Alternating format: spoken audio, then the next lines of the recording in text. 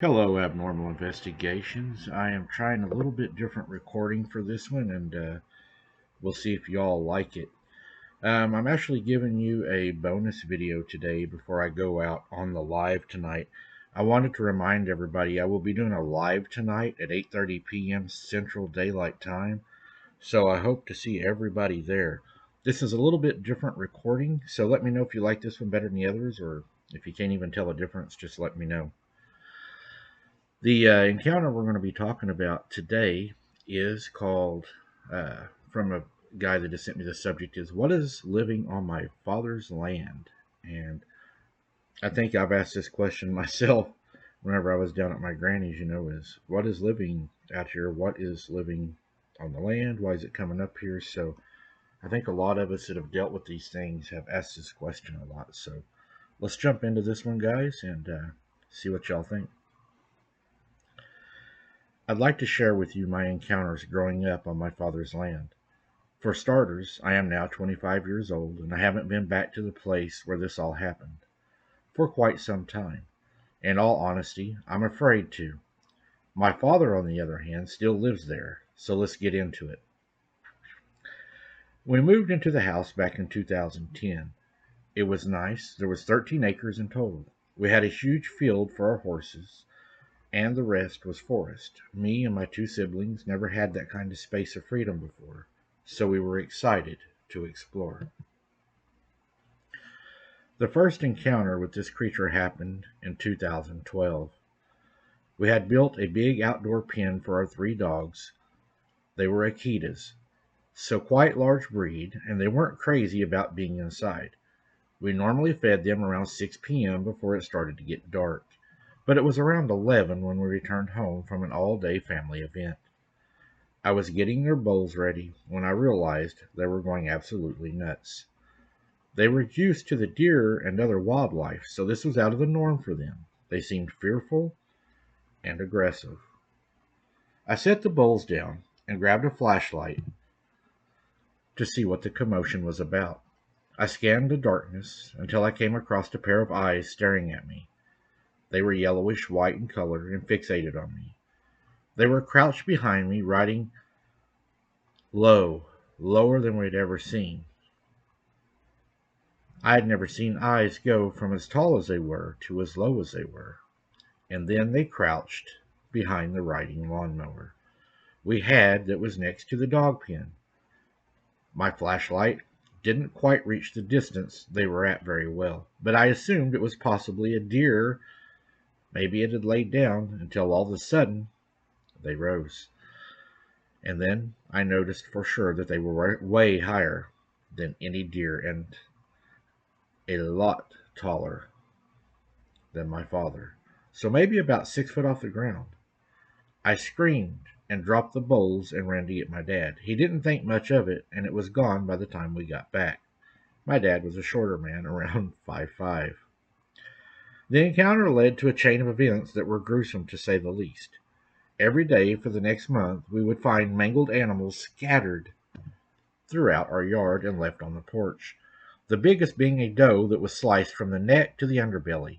Luckily, our animals were never harmed, but it was sad nonetheless. We had no explanation for it. None of the deer was ate, but only the organs were removed.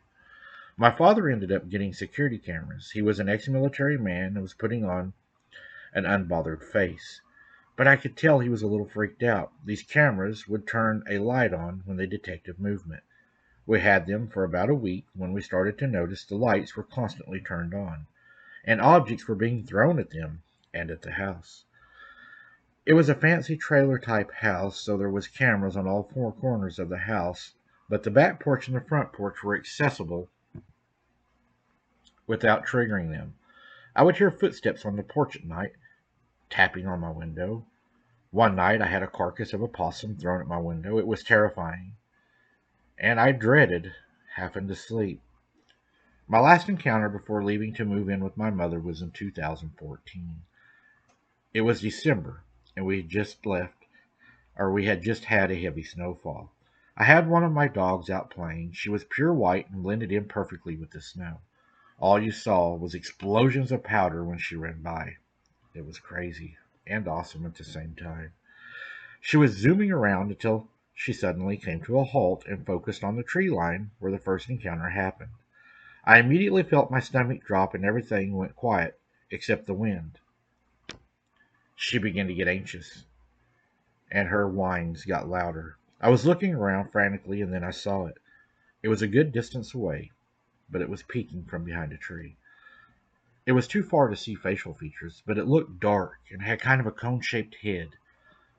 It watched for about a minute before realizing we were looking at it as well.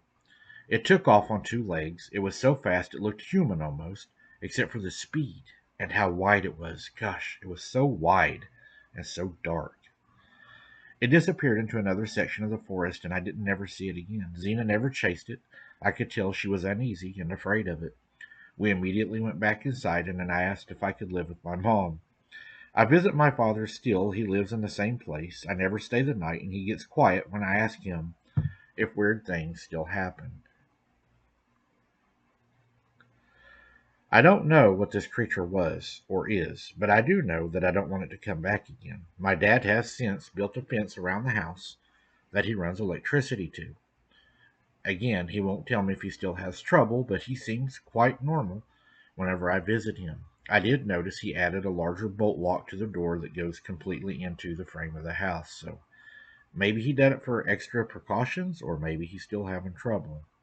What do you all think that was? When you say conehead, it makes me think Sasquatch.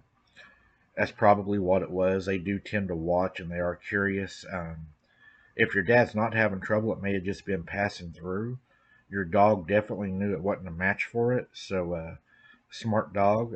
I like that it stayed with you and between you and it, not just running off after it.